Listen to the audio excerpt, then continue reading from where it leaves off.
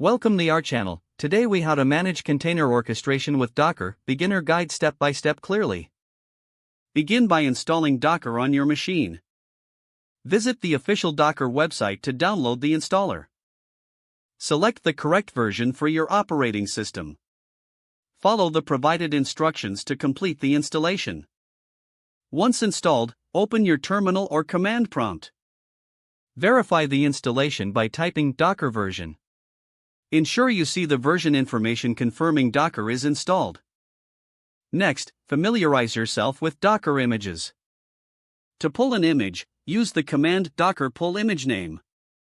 For example, type docker pull Jinx to download the Jinx image. After pulling an image, it's time to run a container. Use the command docker run dp80:18 Jinx. This command runs Jinx in detached mode and maps port 80. To see running containers, type docker ps. Now, let's explore Docker Compose for orchestration. Create a new directory for your project. Inside this directory, create a file named dockercompose.yml.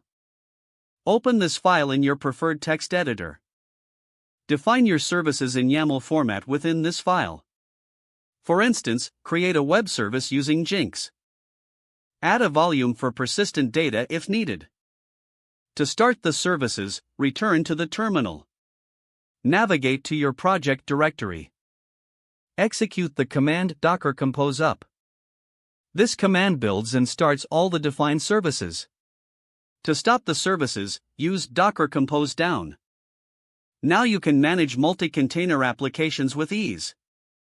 Explore scaling your services by adding replica sets.